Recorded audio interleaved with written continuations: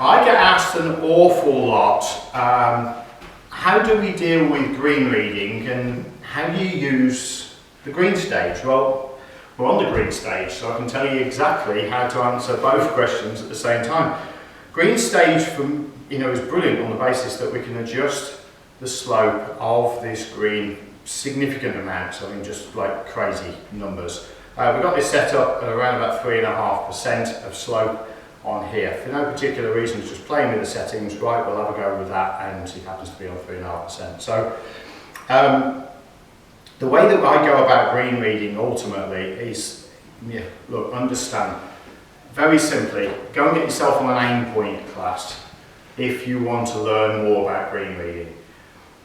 What does it teach you? If you feel that you can read greens well, it will confirm why you can read greens well. If you have no idea how to read greens, or would like to enhance your skills, then aim point's going to give you everything you need to know about reading greens. There are always going to be some kind of outside agency or mitigating circumstance that may challenge the reading that you get at that point in time, but it is, without doubt, the best green reading system out there, so I happily endorse the aim point express read, and it's quick, it's straightforward, it's simple, it's easy to learn, a couple of hours and you've got the basis of being able to understand green reading.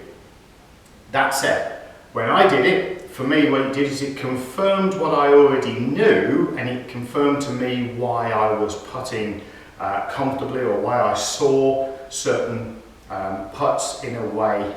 Sometimes I would look at a putt, think it was a right edge putt, and then stand over, line my ball up and stand over the putt, feeling that I'd aimed it. I'd even get my club and I would line it up. You've probably seen tour players doing this. Justin Rose does this an awful lot. You can see him with his putter lined up, and he's got the line to exactly where he wants to go. And you're also seeing, doing a little bit of read with the fingers up. So he's confirming that he's aiming exactly where he wants to go. And then when you stand over the putt, it feels like the ball's going to go somewhere else. Maybe, a right edge putt's going to finish a little bit left of the hole. But what's actually happening there is that the brain's telling us what we can't see. We're feeling what we can't see. We think that there's a slope from the right, we think it's going to be right edge, and ultimately the ball finishes further left. In fact, when we set up to the ball, we feel that the golf ball's going to finish a certain position relative to the hole, and that helps us straight away get some feedback on our knowledge and our capability of what feel on the greens is all about, rather than what we can see. If you're going to rely on these, well, most of the time we're using corrective vision.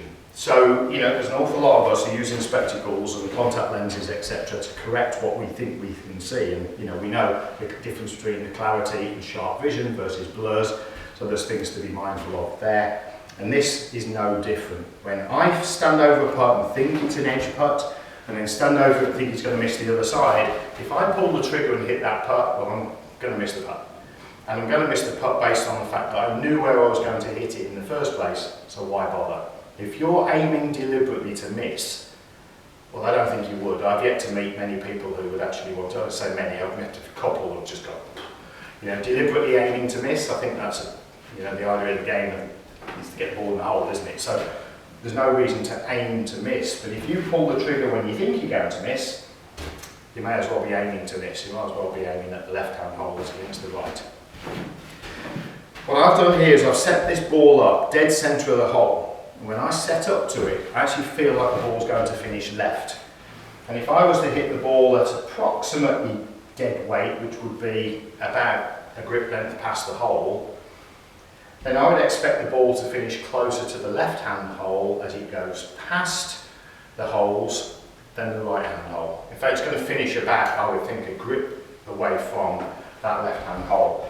So let's have a look and see what happens. My feel tells me, I know it's aiming dead straight, and my feel tells me that it's going to finish left. And as you can see, there it is going past the hole. In fact, it's nearly made it all the way to the left-hand hole itself. So what that said to me is I'm pretty good at understanding where it's going to go past the hole, and if I know if I'm aiming too straight that it's going to go there, then I need to make my adjustment to go up here.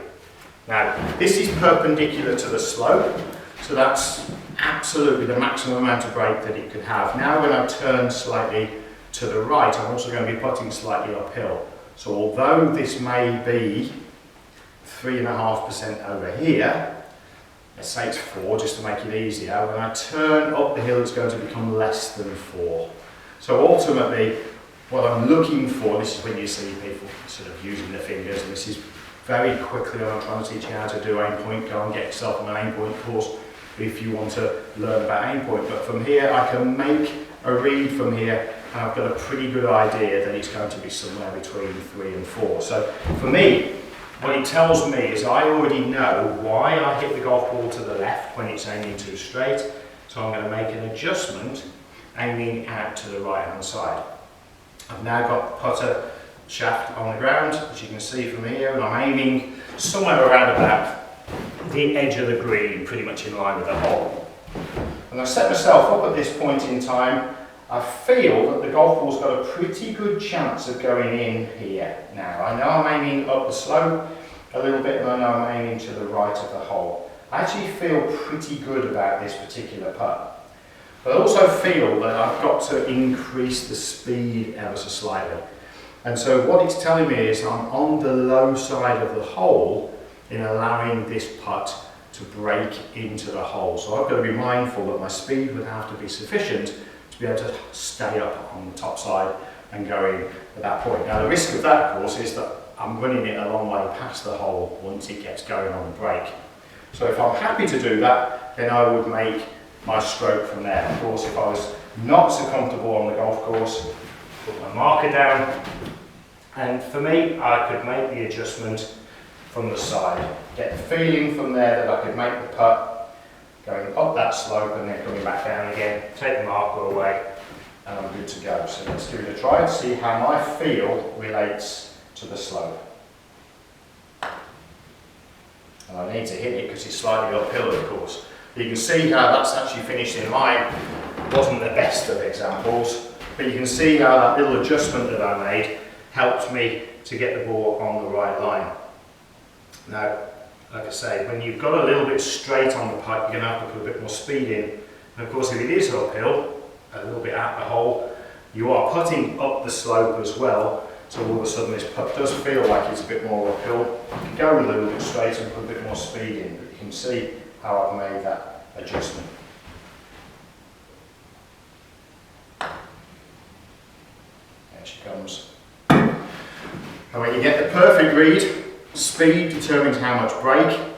You get the right speed with the right amount of brake, you can use the full width of the hole to see the ball going in. And as you can see on that particular putt, that ball actually went in on the top and actually slightly rear side of the hole. So all of a sudden now my centre has moved from here to all the way over to here.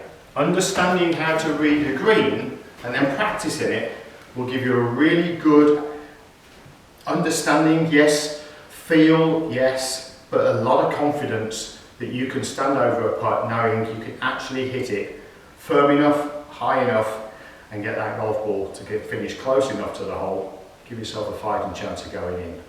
Give it a try. Start aiming at the centre of the hole to start with whilst you're on a slope. Get a feel for how far it's going to finish on the low side, and then see what that does for your confidence in terms of where you aim to the top side of the hole. Because a right to left putt here could easily be left to right as well. Give it a try. It'll help you with your green reading. It'll give you something to think about on the golf course without delaying your game while you're playing. Catch you soon.